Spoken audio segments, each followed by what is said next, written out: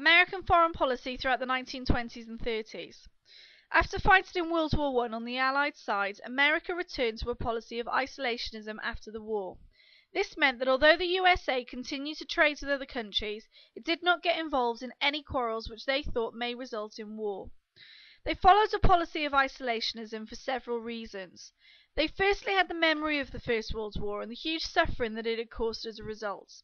They had many economic problems led by the Depression after the Wall Street crash that still needed to be dealt with. Involvement in foreign European countries may also result in problems further in their economy. They had a distrust and dislike of Europeans who seemed to get involved in various conflicts, and the Americans wanted to make sure that they stayed out of conflicts that were far away from them and really had nothing to do with them. The USA were protected by the Atlantic and the Pacific, so they could actually afford to go it alone if needed.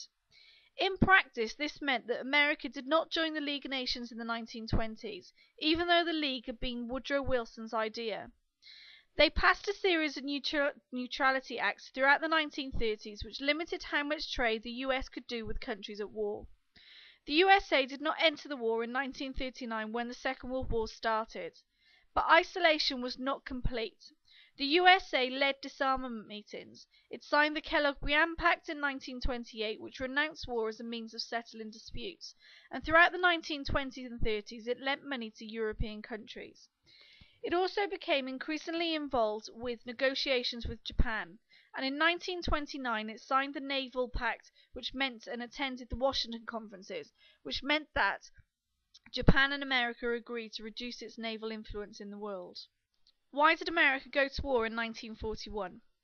President Roosevelt wanted to join the war from the start, but public opinion was against it. As a democracy, the Americans did not approve of Hitler and the Nazis. Roosevelt warned that if Britain and the Royal Navy were destroyed, then America could be next. However, on the 7th of December 1941, the Japanese Air Force attacked American fleet moored at Pearl Harbor in Hawaii. It was an unprovoked attack as America was not officially at war with Japan. 2,343 Americans were killed, and the American public were outraged. America immediately entered the war. Before entering the war, however, the Lend-Lease scheme allows Britain to buy now and pay later on armaments being supplied by America. Americans did not, however, sell armaments to Germany. After entering the war, America provided huge military might in men and resources, and improved morale of the Allied soldiers. America led the Pacific campaign against the Japanese, and American forces played a key role with Great Britain in the D-Day landings. America ended the war by dropping the atomic bombs on Hiroshima and Nagasaki. This was seen as a method of demonstrating to the Japanese the supreme might of the Americans. Unlike Europe, America emerged from the war stronger and richer than she was before, and now she became a superpower. The Yalta Conference, 1945. The conference was held between the 4th and the 11th of February 1945. During this conference, they discussed the reorganization of post-war Europe. The main purpose, though, was to help re-establish the nations destroyed by Germany during the war. At Yalta, it was agreed to divide Germany into 3 sections, controlled by each of the 3 nations present: America, the Soviet Union, and Britain. It decided that Russia would take Berlin and control the eastern half of Germany, as it had the largest army. It decided that France would become one of the occupiers, although Stalin initially resisted. Poland returned its independence and given a national election to create an independent government, and Yugoslavia was also to be given its own government. The Nazi and fascist leaders specifically were prohibited.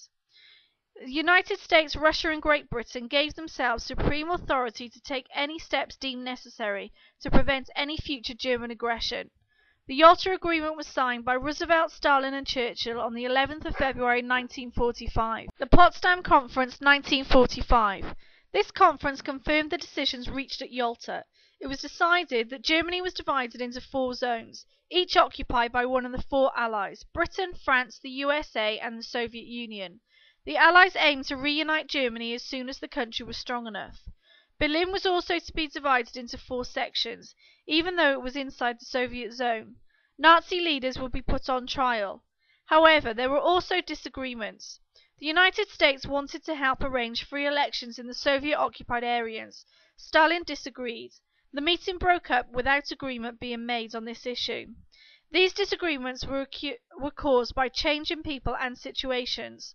Stalin was the only leader present at both conferences. Churchill had been replaced by Attlee, Roosevelt had died and was replaced by Truman, who had deep mistrust for the Soviet Union. The ending of the war meant that the Allies no longer had a common goal. Old differences and suspicions returned.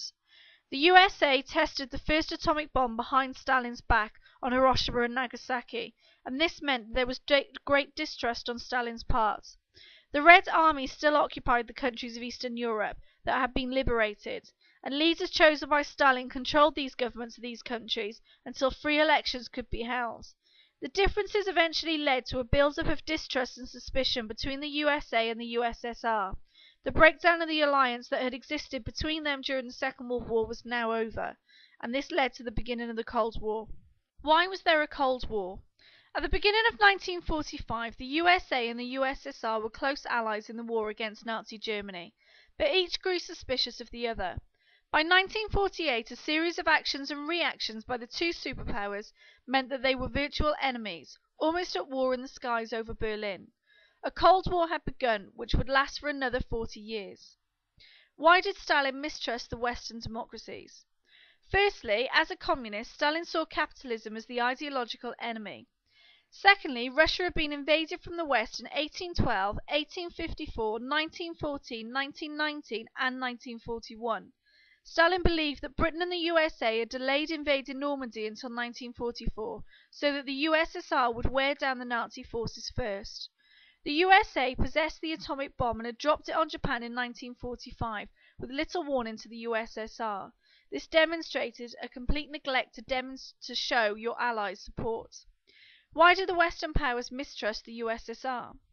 Firstly, the Western democracies feared the spread of communism. Secondly, Western leaders knew of Stalin's brutal rule of his own people throughout the 1930s. The USSR's huge army of 6 million was considered to be a threat, especially as the Western armies had been disbanded quickly after the war had ended. And finally, the USSR were already occupying large parts of Central Europe. It's demonstrated that communism was spreading and that Stalin was distrusting the Western allies enough to trust them with what he intended to do next.